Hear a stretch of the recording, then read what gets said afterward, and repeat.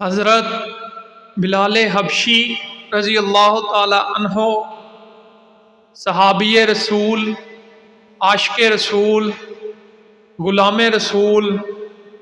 اللہ رب العزت نے ان کو وہ مقام و مرتبہ دیا جو بڑے سے بڑے گھرانے والے کو کسی کو بھی نہیں دیا۔ ایک غلام خاندان سے ان کا تعلق تھا، غریب تھے اور حبشی تھے، لیکن حضور صلی اللہ علیہ وسلم کے مؤذن تھے۔ اذان سفر میں، مسجد نبوی میں، جہاں پر بھی ہوتے تھے اذان کی ڈیوٹی انہی کی تھی۔ وہ حضور صلی اللہ علیہ وسلم کے مؤذن تھے۔ ان کا ایمان لانے کا واقعہ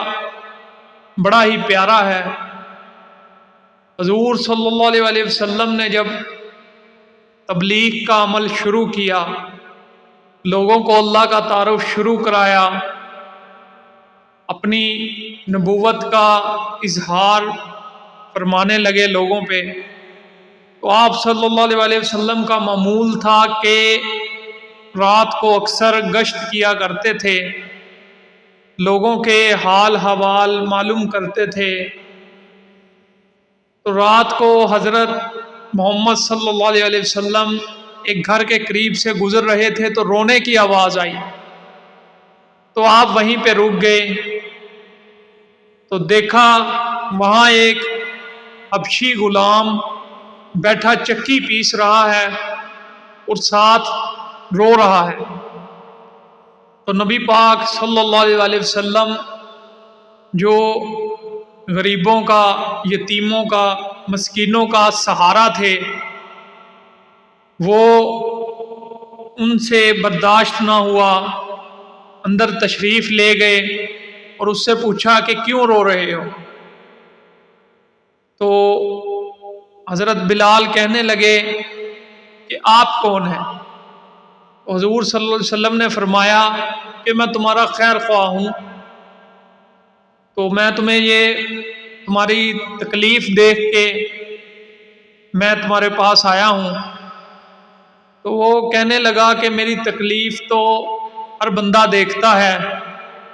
لیکن اس کو دور کوئی نہیں کرتا۔ تو اس نے کہا کہ میرا مالک جو ہے امیہ بن خلف، وہ بڑا ظالم ہے، مجھ پہ بڑا ظلم کرتا ہے، سارا دن میں کام کرتا ہوں اور رات کو مجھے یہ گندم وہ پیسنے کے لیے دے دیتا ہے، جو صبح تک میں مشکل پیستا ہوں اور میں سو بھی نہیں سکتا،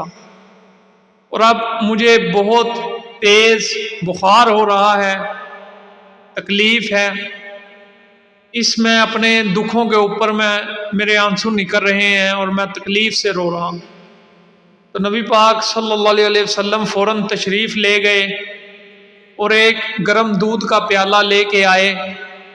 اور حضرت بلال کو پیش کیا، اسے کہا کہ تم یہ دودھ پی کے آرام سے سو جاؤ۔ تو وہ کہنے لگے کہ اگر میں نے یہ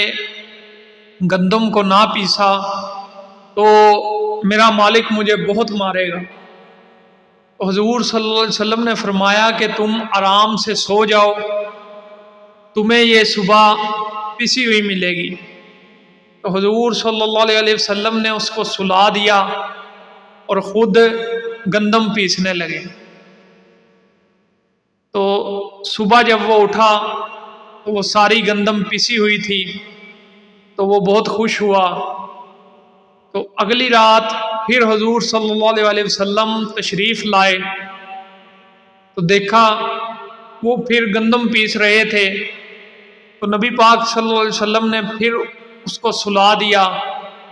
اور خود گندم پیسنے لگے۔ ایسا ہی آپ صلی اللہ علیہ وسلم نے تیسری رات کیا۔ جب تیسری رات حضور صلی اللہ علیہ وسلم تشریف لائے تو حضرت بلال نے پوچھ لیا کہ آپ کون ہیں؟ تو پھر حضور صلی اللہ علیہ وسلم نے اپنا تعارف کروایا، لا الہ الا اللہ کی دعوت دی اور بتایا، نبوت کا، محمد رسول اللہ کی دعوت دی۔ تو حضرت بلال رضی اللہ تعالیٰ عنہ جو آپ صلی اللہ علیہ وسلم کے اخلاق سے بڑے متاثر تھے، اس نے فوراً اسلام قبول کر لیا۔ تو جب آپ نے اسلام قبول کیا تو مکے کے ان کافر سرداروں کو جب پتہ چلا تو ان کا شدت، ان کی تکلیف دینے کی شدت اور بڑھ گئی، وہ اور زیادہ آپ کے دشمن ہو گئے، آپ کو گرم زمین کے اوپر لٹا دیا جاتا، آپ کے جسم پر کوئی حصہ ایسا نہیں تھا جہاں پر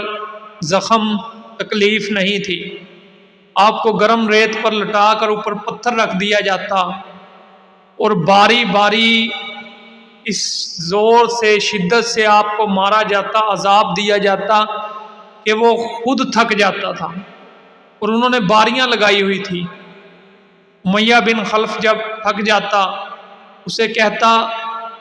کہ ہمارے خداؤں کو مانو اور ایک خدا کو چھوڑو،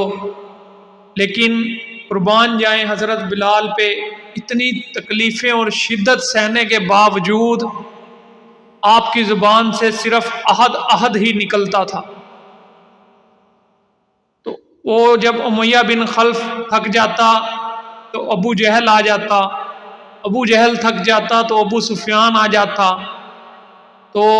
آپ کو اتنی تکلیف دی جاتی کہ آپ بے ہوش ہو جاتے۔ پھر جب ہوش میں آتے تو وہ پھر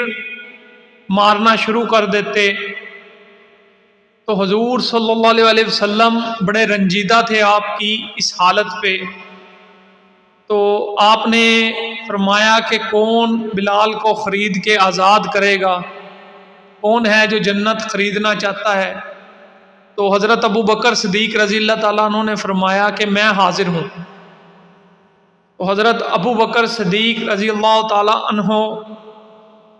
آئے اور ان کے مالک امیہ بن خلف سے ان کی منہ مانگی قیمت دے کے حضرت بلال رضی اللہ تعالیٰ عنہ کو خرید کے آزاد کر دیا۔ تو جب وہ آزاد ہو گئے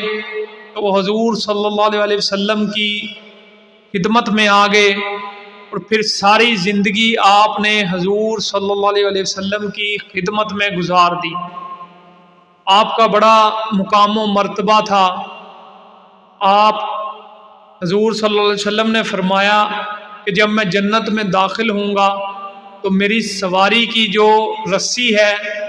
وہ بلال کے ہاتھ میں ہوگی، بلال میرے ساتھ جنت میں داخل ہوگا۔ اتنی ان کی شان تھی۔ ایک مرتبہ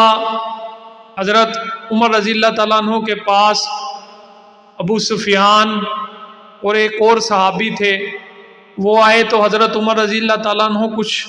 مصروف تھے کسی کے ساتھ، تو ان کو بٹھا دیا۔ خادم نے پیغام دیا کہ وہ ملنے کے لیے آئے ہیں، تو آپ مصروف تھے، آپ نے ان کو بٹھا دیا۔ تو وہ کافی دیر گزر گئی تو حضرت بلال رضی اللہ تعالیٰ عنہ پھر تشریف لائے۔